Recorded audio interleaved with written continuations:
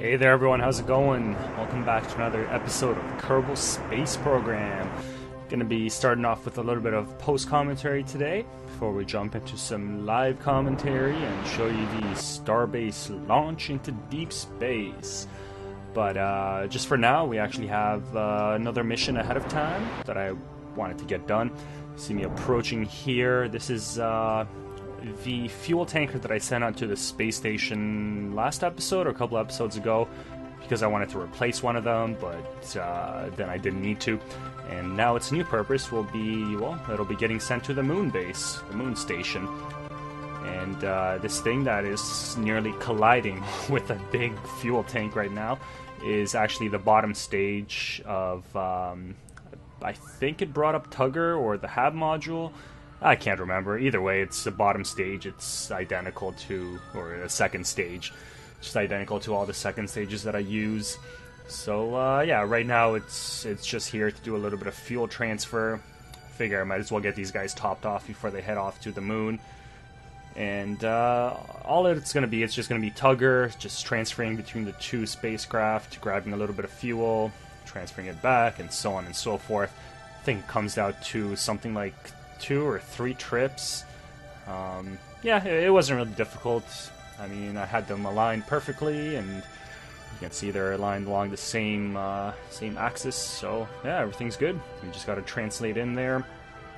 I mean, this is the old Tugger, the Mark II, so no SAS, which means I got to be doing small adjustments here and there every time I translate. But it's not a big deal. I've gotten used to it by now. So yeah, just gonna be hooking up with this guy here. Oh, okay, up.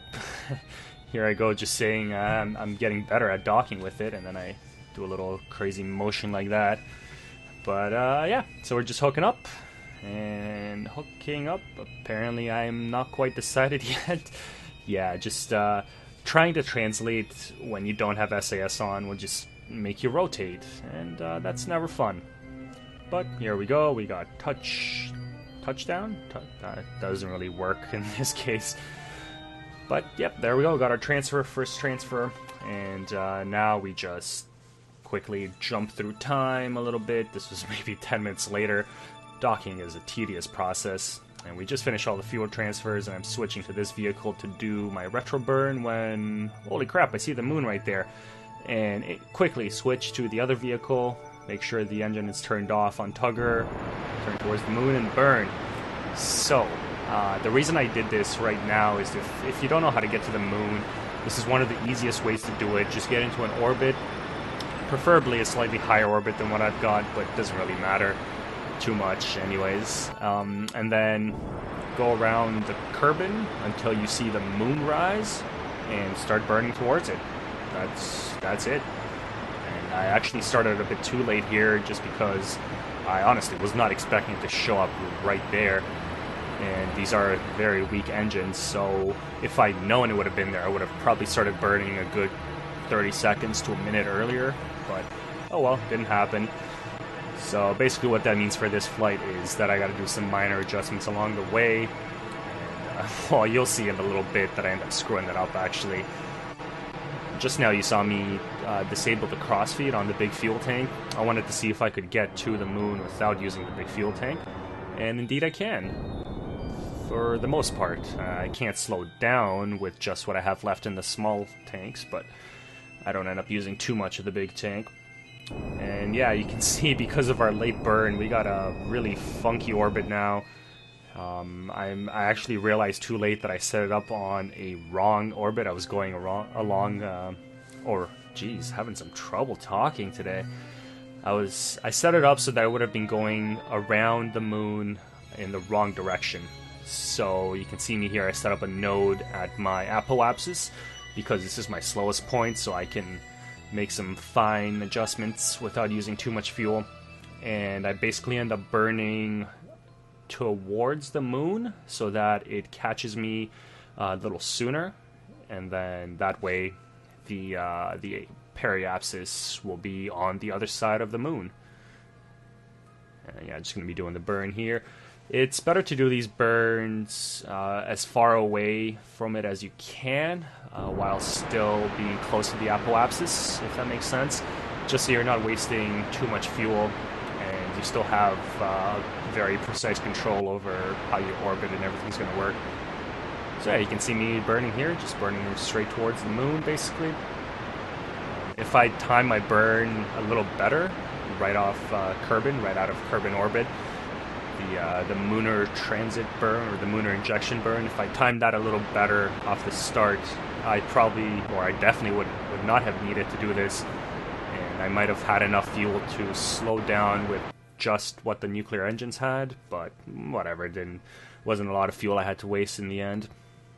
And yeah, there we go. We got it set up for our orbit. We're about to get caught in its gravity pull, and you can see it's actually a decent angle as well. I have the Lunar Orbital Facility set as a target, so I can get an idea of what angle I need to adjust myself to. But yeah, for the most part, it's really not all that bad. So we'll just zoom along here, skip forward a little bit as we get really close to the moon there. Haven't seen this big gray beauty in a while. Gonna be doing some missions here in a little bit, actually, probably in the next couple of episodes. I just designed a lander that I think will work on almost any planet. Now that I say that, it's probably gonna crash on my first try, but yeah, we'll see what happens. And yeah, just there, you saw me, I had to enable the crossfeed again, because I was running out of gas in the small tanks. But hey, I didn't do too bad. It's only here where I have to slow down that I needed to use that, so I am very happy with how that burn worked, all things considering. And yeah, just slowing myself down here so I can get the actual proper orbit going. And this was a very basic how to get to the moon tutorial. You basically just need to, if you're not going to use the maneuver nodes, which you can always use that, you set up an orbit as soon as you launch, and then set up a maneuver node to get in super close, the perfect angle and all that.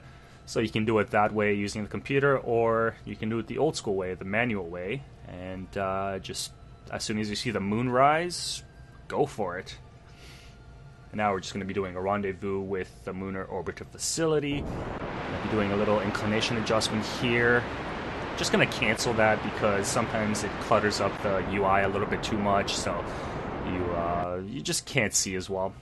And you see, I don't actually make them along the same plane because that would have messed up the intersect a little bit.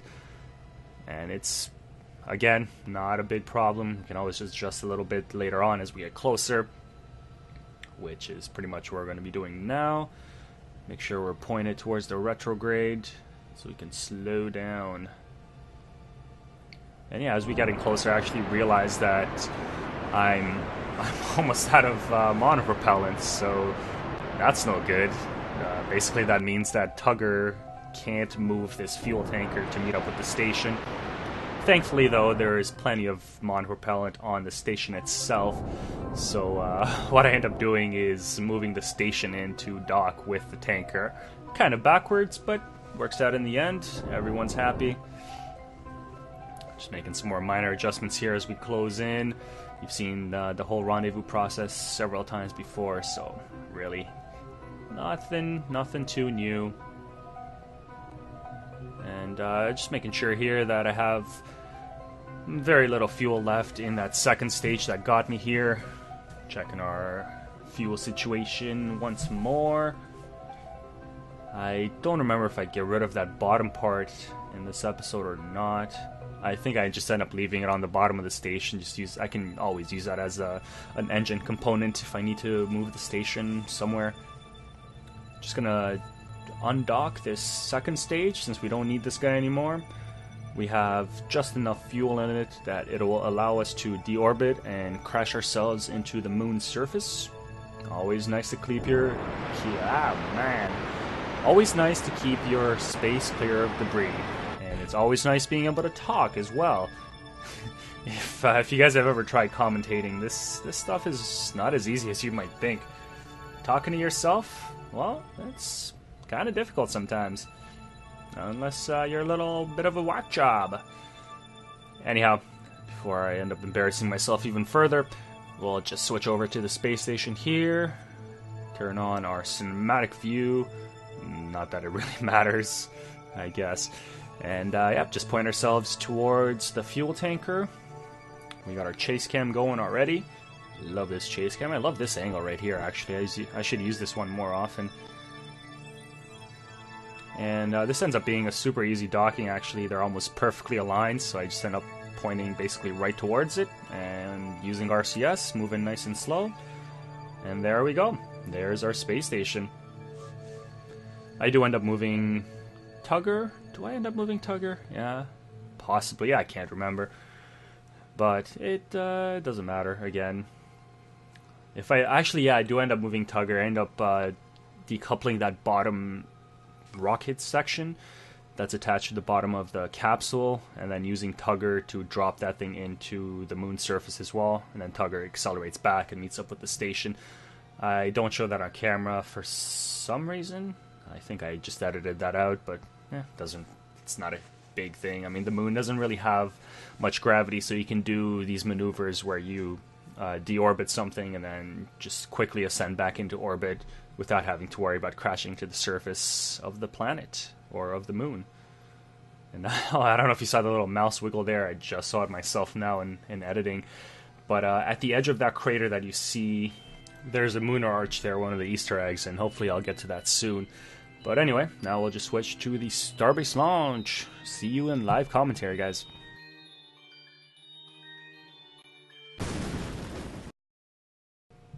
Okay. Well, first we have to... Actually, first we just have to wait a little bit, because I would like to wait until the apoapsis before burning. And just out of curiosity, let's see just how much delta V we need to get out of here. And let's see if we hit anything on the way. No, it doesn't look like it. I actually did a test burn a couple of days ago. I meant to put this episode up yesterday, but I got home a little late after work and just didn't feel like... wasn't up to editing and doing a little bit of post commentary and all that. So yeah. Anyway, when I did my test burn, I burned too early and I had a moon intersect. It actually helped me get out of Kerbal escape, but it messed up my trajectory and then some. So yeah, let's see what we got here. Excuse me. Just do the minimum amount of burn that we can. Should be it. Something like here. There we go. So we need 900 meters per second to get out. Oh boy. And then we will have a periapsis 13.4 and Apple at 13.7, which we can just adjust for it later. I haven't really, or I've never tried doing what I'm about to attempt here, which is leaving a space station in somewhat of a parked orbit relative to Kerbal. So yeah, I don't know. We'll see what happens. Let's just get ourselves situated here. And yeah, when I did the test burn as well, nothing really went wrong. So that was good. That's always a nice thing. And let's see what happens this time.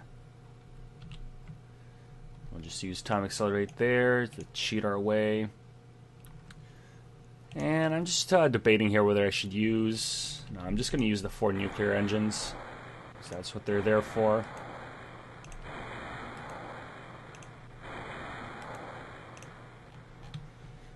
And alright, let us get on to our apoapsis.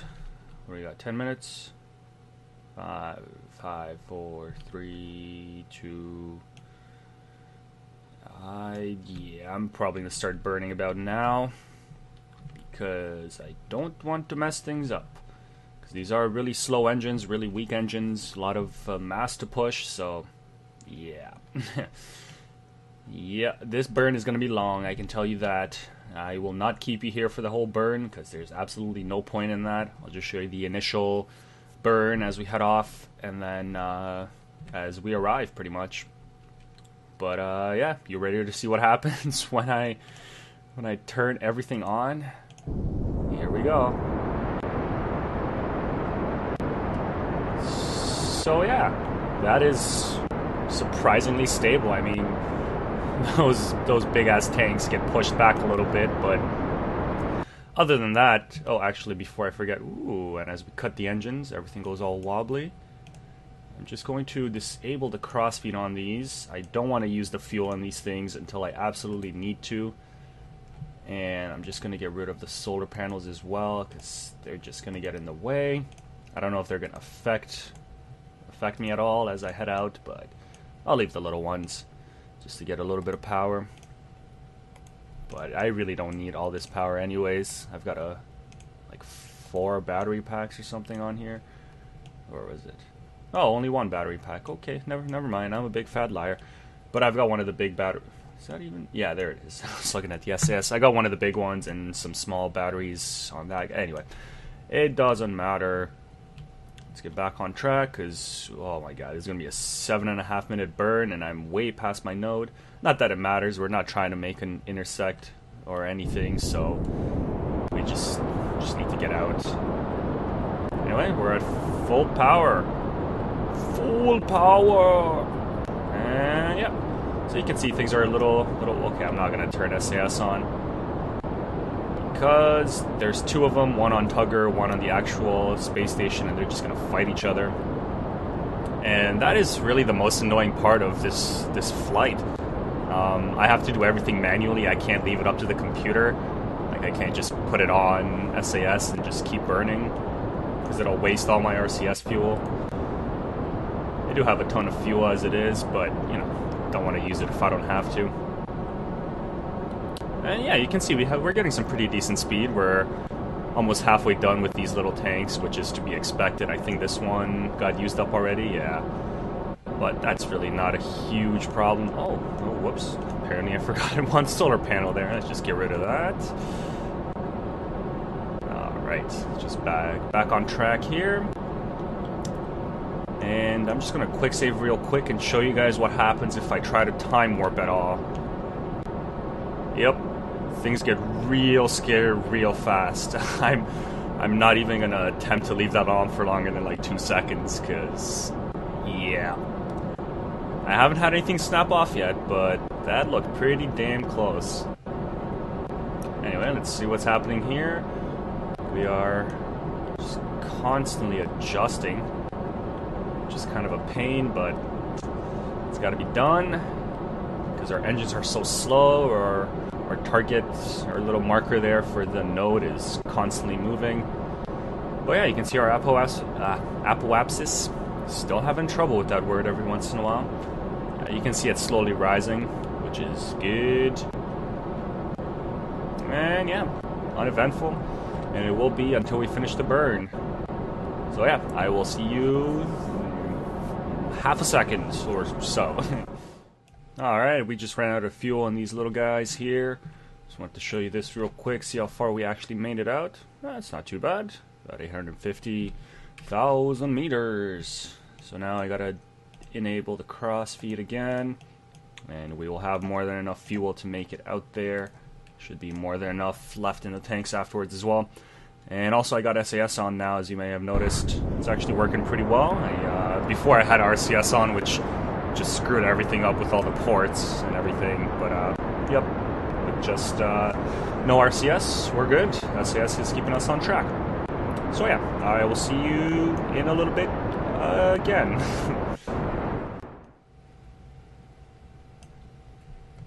Alright, and we're back, and I lied again about us coming back when we make it to where we're supposed to go, but look at this. We have completed the burn, so really the next step in the process will just be to mess with the periapsis and the apoapsis a bit to get a somewhat stationary orbit.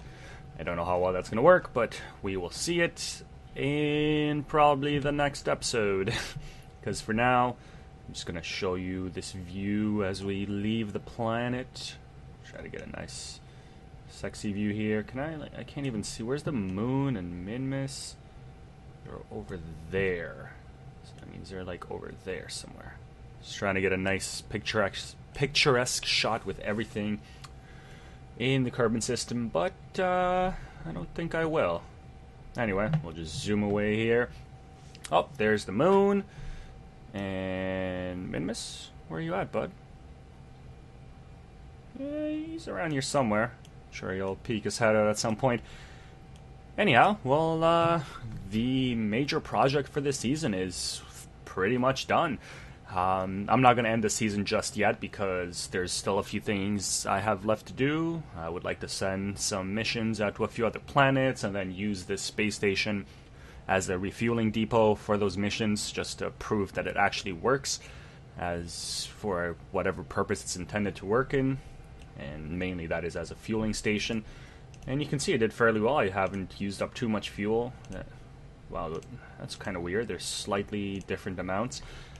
But yeah, these are still mostly full, and I have learned a few things about building space stations, especially space stations that I want to move while I was making this one. This one was surprisingly stable in flight, but I'm sure you saw the tanks were bending backwards and all that. So next time I'll probably end up trying to put them just parallel to the rest of the space station, and then do like a double docking type thing. So like have some struts or something pop out the sides and then dock onto the side of it. So it's a lot more stable that way.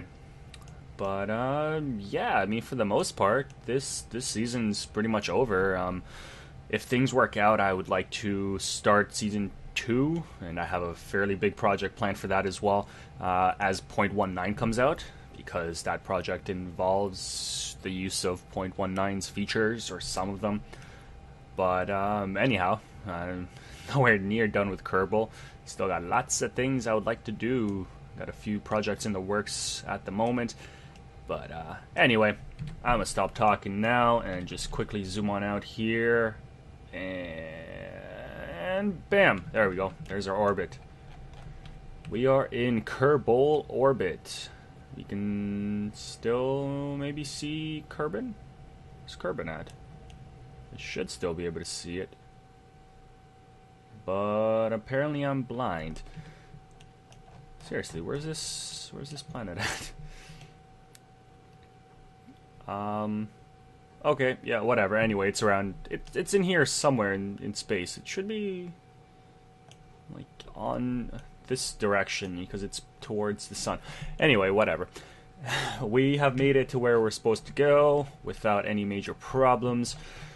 And yeah, I hope you guys enjoyed this launch of a space station. I have so much fuel in this thing, I could probably send it out to a number of these planets. Probably wouldn't make it out to Elu, but I will leave it here for now, and then I'll use this design in other space stations later on, which will then I want to set up I want to set up operations in other systems like Jewel. Where are you at, Jewel?